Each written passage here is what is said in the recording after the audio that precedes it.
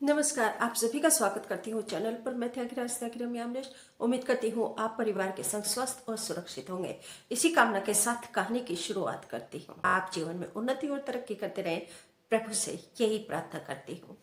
जनवरी के first week में cyber ठगी की सबसे बड़ी घटना हमारे सामने आई थी, जिसमें एक एनआरआई दंपत्ति को डिजिटल अरेस्ट किया और उससे 14 करोड़ 85 लाख रुपए ठग लिए। परंतु अब एक और घटना हमारे सामने उत्तर प्रदेश के अलीगढ़ से आई है, जिसमें 1 करोड़ 10 लाख रुपए साइबर ठगों ने ठग लिए।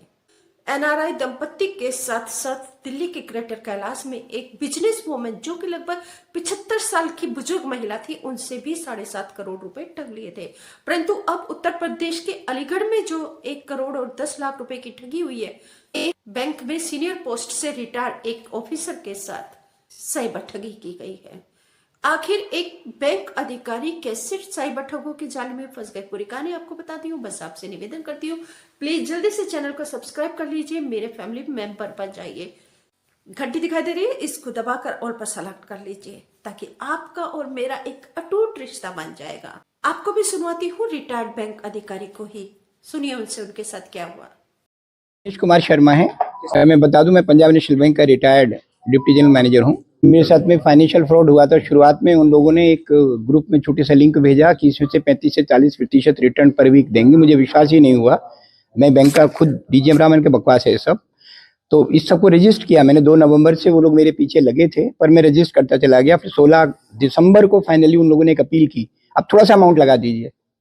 मैंने 5,000 रुपये लगा दिए और उसके बाद जो रिटर्न उन्होंने दिखाने शुरू किए, 2 नवंबर से मैं देखता चला आ रहा था रिटर्न ग्रुप में।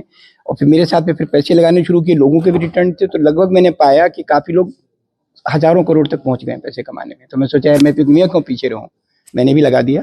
फाइनली वो एक स्टेज पर पहुंचे जहां मुझे 3 करोड़ रुपए लगाने थे और 3 करोड़ तो नहीं थे मेरे पास। फैमिली से पूछा, पहली बार फैमिली से पूछा। That was my biggest mistake. मुझे फैमिली से पहले ही पूछना चाहिए था मैं जाऊं या ना जाऊं। जैसे ही फिर उसके बाद मैंने खुद समझा कि क्या हुआ, और फिर जब समझ में आ गया कि फ्रॉड हो गया, तब तो फिर आगे बढ़ने का प्रश्न ही नहीं पैदा होता था। तुरंत मैं साइबर सेल आया, तुरंत आया, रात का टाइम था वो। और मुझे अमित जी यहाँ थे, उन्होंने मुझे सहायता दी, मैं आया, ढांढस दी। और मेरा हाल अच्छा नहीं था उस दिन, लेकिन आज आप डिफरेंट पा रहे होंगे मुझे चेहरे पे खुशी भी है। फाइनली मैं आके FIR दर्ज की। और उसके बाद मुझे ऐसा लगता है, सारी बात सुनने के बाद, 3 ऐसे कारण थे जो हमारे अमृतसर जी ने ऊपर रिपोर्ट भी किया होगा। एक तो मैं सीनियर सिटीजन था, जो कहा उन्होंने, मेरी पूरी जमा पूंजी उसमें चली गई थी, मेरा रिटायर्ड फंड सब जा चुका था, कुछ भी नहीं बचा मेरे पास। दूसरा ये था कि उस ग्रुप के माध्यम से बहुत सारे ग्रुप चल रहे थे। तो सबसे बड़ी जो फोरसाइट जो मैंने पाई और जो देखी, मेरे ग्रुप में भले 1000 करोड़ का फ्रॉड था, लेकिन जो होने वाला फ्रॉड था, मैंने बताया कि 4 तारीख इनकी D-Day है। तो आप विश्वास कीजिए, 3 और 4 की रात को 600 ग्रुप, 12,000 करोड़ से ऊपर की बचत होना ही बहुत बड़ी बात है। जिनका फ्रॉड हो चुका वो कैसे रिकवर हो गए, बात की बात है। और तीसरी जो सबसे बड़ी बात थी इनकी, मैंने पाई कि प्रिवेंशन के लिए बहुत ज्यादा एकदम थे, और मुझे उन्होंने बहुत संतोष दिया। और इसके अलावा आपको कोई प्रश्न हो तो बताइए। फिर लास्ट में एक बात मैं जरूर कहूंगा, लास्ट का मैं 30 सेकंड की बात है। 1 करोड़ 10 लाख के ऊपर का है।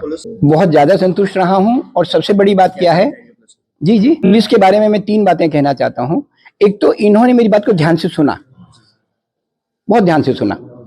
दूसरा, मुझे बीच बीच में इमोशनल सपोर्ट दी, जिससे मैं स्टेबल हो पाया।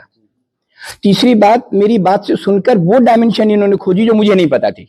मैंने तो अपने ग्रुप की जानकारी थी ना, पर इनके पास वो रिसोर्सेज थे कि बाकी ग्रुप्स को भी ये देख सकते थे। तो उसके मुझे बड़ा संतोष हुआ कि हम कोई यूजफुल हो रहे हैं बाकी लोगों के लिए। जनता से 3 बातें सर, फैमिली से कुछ मत छिपाइए, कभी मत छिपाइए। दूसरा, ये जो लुभावने लाभ हैं उसकी ओर बिल्कुल आकर्षित मत होइए। तीसरा, जो सबसे महत्वपूर्ण, अगर हो ही जाता है, तुरंत साइबर सेल आइए। और चौथी बात जो आखिर में बहुत इंपॉर्टेंट जो हुई मेरे साथ, पुलिस के साथ में सूचना बिल्कुल मत छिपाइए। जैसे आप किसी डॉक्टर से या वकील से या कहीं आप जाते हैं तो नहीं छिपाते ना कुछ भी, बिल्कुल नंगे हो जाए, को फर्क नहीं पड़ता, क्योंकि उससे उनको पता चलेगा कि हम कहां से उनको फंसा सकते हैं। और आखिरी 30 सेकंड की बात कहना चाहता हूँ, कह सकता हूँ। ऐसा था, अमृतसर मेरे साथ उस दिन मिले और अमृतसर ने बहुत ढांढस जो दिया। मैं व्यक्तिगत रूप से, हालांकि महानिदेशक महोदय, पुलिस महोदय के निर्देशन में काम कर रहे थे, और जो सबसे बड़ी बात मैं कहना चाहता हूँ कि मुझे जो इमोशनल कंफर्ट इन्होंने दिया, इट हैज नो वैल्यू। उसके कारण मैं सारी सूचनाएं स्टेबल माइंड से दे पाया। अमृतसर के बारे में कुछ आपको पता है क्या? ये गोल्डन टेम्पल भी है, पता है ना वहां क्या होता है? You go there and you derive peace and solace. Trust me, literally with Amritsar I derived the same. I'm telling you that I was became stabilized by him, and he called, the moment he called me uncle one day na, he called me uncle one day कि uncle आप यहाँ बैठिए. I was just like at my home. Thank you sir.